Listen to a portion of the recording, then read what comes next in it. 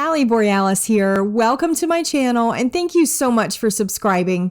I took a trip up to the Pacific Northwest over the summer and into Vancouver, Canada, and of course I thrifted the whole way. I'm going to show you what I found and I saved the best two pieces for last. We started in Portland, Oregon, and I had never been to any of these states or Canada before, so I was really excited. We have some friends that live there and they related Portland as it's like a city that's being taken over by a forest. The forest feel in the city was really lovely. A first for me there was stopping at a Goodwill boutique. The boutiques just have a more upscale feel, and as I learned, all of their items are heavily vetted. So if you're looking for something for yourself, it's a great place to shop. But if you're looking to thrift something, the prices are pretty dead on to what you'd pay on eBay. We did one night in Portland and then said goodbye and headed on to Tillamook, Oregon, where they make the cheese and ice cream. Tillamook's on the coast and it was a super windy day when we toured the factory. It's also a very modern, well-designed building. If you love architecture, I really recommend visiting this place. We left Tillamook and headed on up to Astoria to spend the night there. Now, I attempted to thrift on the drive between the two cities, and we were going through such small coastal towns, the thrift stores either didn't have much in the way of jewelry, or they just didn't exist anymore, even though they were coming up in my searches. And then I stumbled on this place, and you can see by this video how tucked away some of these places were. This is Hope Chest Thrift in Nehalem, Oregon. They didn't necessarily have a whole lot of jewelry, but they did have this locked case. And I was really interested in this mirror. Look how gorgeous it is. It's like an Art Nouveau kind of style on the back, and it's celluloid. You can kind of see the celluloid texture in there, but it's real ornate. If you watched my first estate sale video, I talked about celluloid. It was basically our first plastic, and it was invented in the 1860s. And this mirror is Art Nouveau style, which was in fashion from the 1890s to about 1914. Then we started transitioning into Art Deco in the 1920s. People sometimes interchange Art Nouveau and Art Deco, and they're actually very different. These are vintage Art Nouveau sterling earrings, and I tried to pull a similar pair that would be in Deco design. Art Nouveau has soft, curved lines and is often nature-inspired. Art Deco usually has some sort of a repetitive geometric design. Getting back to the mirror, it's got a bevel edge to it here. And you can see the way that this was made. If I flip it over this way, it was designed to lift like that so you could easily grab it, right? Just a really unique piece. I'm going to do a silver test on it because I suspect it is. It is non-magnetic. Look how beautiful that is.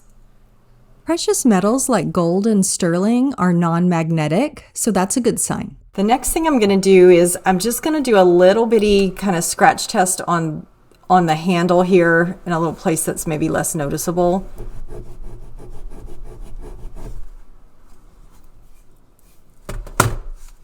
And we're going to use the 18K solution.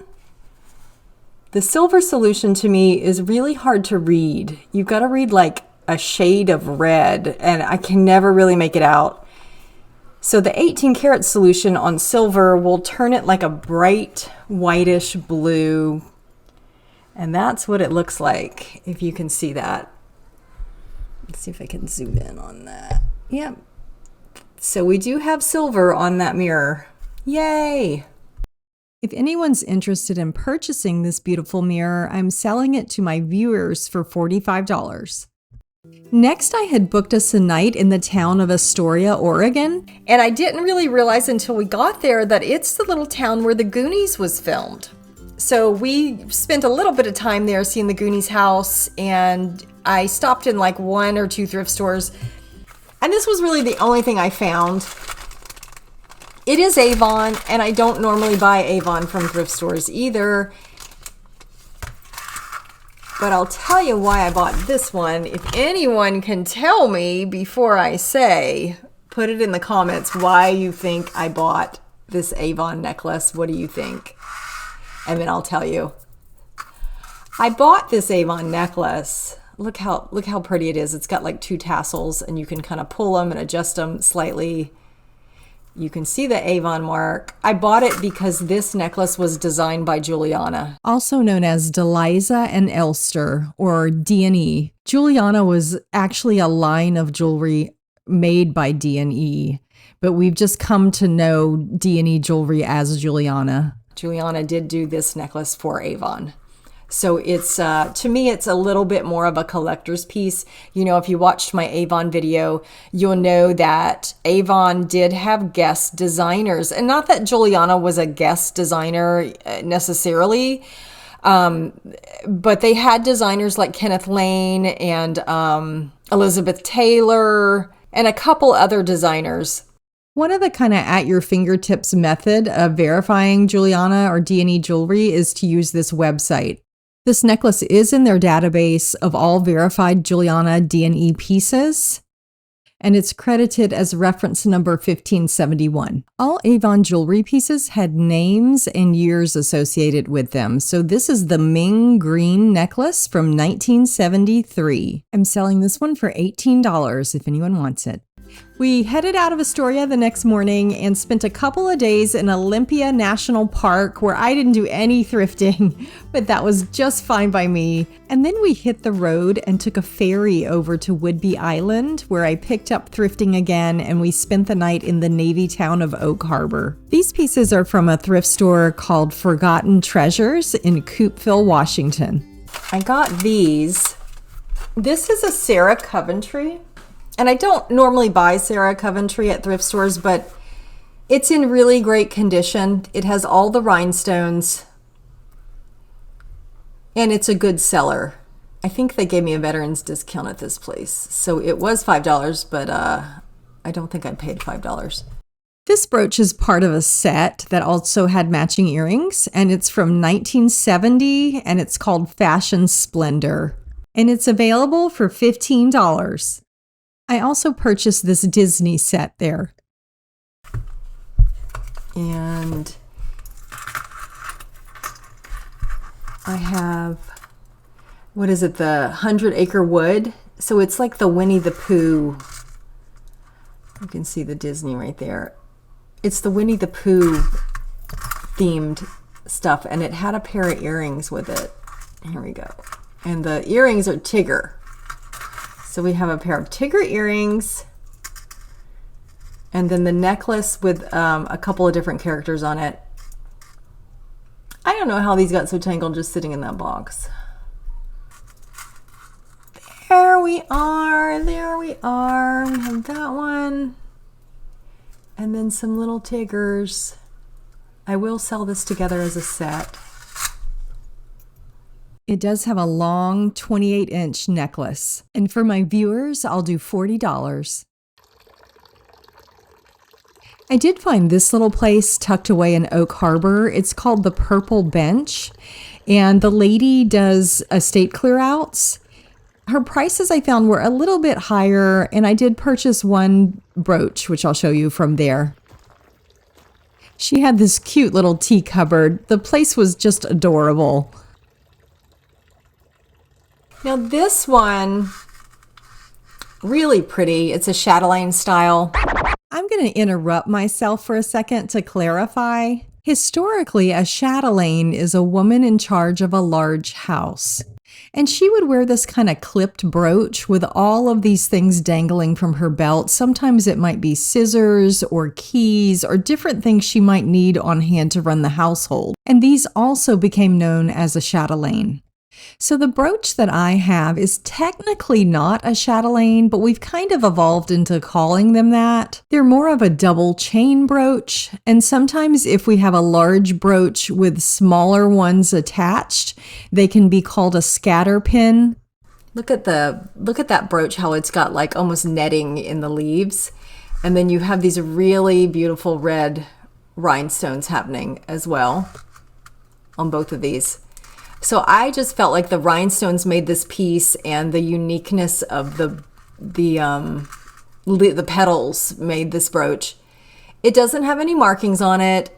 It is kind of an older style, and I believe this is brass. I don't think these are brass, but I believe this is brass. I did pay a little bit more than I probably should have for this one. Sometimes I just let things get the best of me, and I don't want to leave without getting something, or I see the beauty in something and I comp it, but I'm still like, oh, I still think I can do something with it. So I'm going to give this one to my viewers for $28. It's a beautiful piece. Next up was making our way from Whidbey Island up to Vancouver, Canada. We did that in one day with one stop on the way, and I'm so glad we stopped off in Whatcom, Washington at the Humane Society thrift shop. If I lived in the area, this would be one of my mainstay places to thrift because it had really good prices. We have this little brooch, this little $2 brooch, and it does have a mark on it. The mark translates to Made in Mexico, married metals. I believe the metals that they've married together are copper and possibly sterling, so I'm going to test it.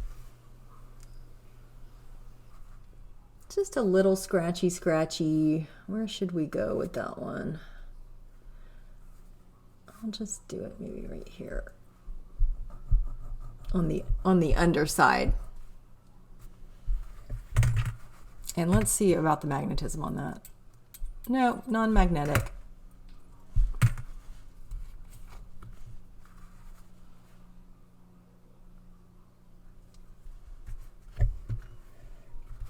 How's that looking? Yeah, I think it is as well. Yep, you see that foamy, bright, kind of whitish blue? So that is a sterling and copper butterfly brooch. I don't see any sold on eBay, but they're listed at between $30 and $45. So I'll give this one to my viewers for $20. We have a cat bomb happening right here in my light box. Not a fan of getting fur in my light box. And then these, I think, were only $3, and they are Joan Rivers. And I believe they have all of the rhinestones on them. So that was a really good deal. These comp anywhere from $25 to $35, and I'll give them to my viewers for $18. So moving right on along into Vancouver, these are all the things I got there. So this one I purchased at a Salvation Army thrift store. I think it's super beautiful. It's a delicate little necklace with an adjustable chain on it. And I bought it because I like that it's set in gold. Most of these style rhinestone necklaces are set in silver toned, but this one's set in gold. So I thought, oh, that's unique. So that's why I picked that one up. I'm going to do $16 for my viewers on this necklace. I saved my best two pieces for last, and I purchased them at the same thrift shop in downtown Vancouver. And I didn't really even put together that the prices that I was seeing there, that there would be a conversion on my credit card that was automatically taken. And it was a lower price than what was on the tag. So I had to go back and look at all my credit card statements to see what I actually paid for these pieces. They did have quite a bit of jewelry here, and some of it was on sale. So this one, I think it was on sale. I don't think it was $19.99. I'll tell you how much it was. But this one is Alexis Bittar. And I paid $16.87 for this clamper. And you can see the marking on it. This one will sell well. I just need to clean up that sticker. I peeled off the sticker and I used just a little bit of rubbing alcohol on a Q-tip to get the remaining residue off, and it came off really easily. I love it. This same cuff just sold in an online auction for $52.89. So I'm going to give it to my viewers for $42. This one I bought in the same store. It had this like loose little stone in there that keeps slipping out. I am going to see if that stone is amethyst. I'll test that one for you. I got to figure this ring out. It was on sale, I think, because it doesn't really hold the stone. But it is sterling. Okay, let's see what our Presidium says as to whether or not this is amethyst. Ooh! Oh my! I didn't expect that at all. I thought that was going to be glass. Wow! Holy schmoly, that might be an Alexandrite. I'm going to have a jeweler evaluate this one. Because normally when I've had Alexandrite in the past, it does test really high up there. And of course it's, I'm sure it's lab grown. This large, I'm sure there's so much lab grown Alexandrite out there. If it's not lab grown, it's incredibly valuable. The natural Alexandrite is incredibly valuable. This is a real bonus, and I can't wait to go to the jeweler and see what he says about it. So I took it to the jeweler to have him repair it. I'll tell you what he said about the stone in a second. And what he did was he cleaned it, which I didn't ask him to do. Sometimes some of the value in some of these old pieces is in the worn patina that has been created over time that you really can't replicate. So I'm hoping that a cleaned vintage piece of sterling like this doesn't affect the value too much. The stone is absolutely a lab created Alexandrite. So when you have a stone that kind of looks like amethyst and it's testing really high on the Presidium, it's probably an Alexandrite. I took a lot of photos of it so you could see all the facets and colors that happen inside this stone. And one thing cleaning it did was allow me to better read the marks. The JS is for Mexican artist J. Sotelo. And these are just a couple that I found for sale on eBay by the same artist. And his pieces all look similar in that they have a very large gemstone in an elaborate sterling setting.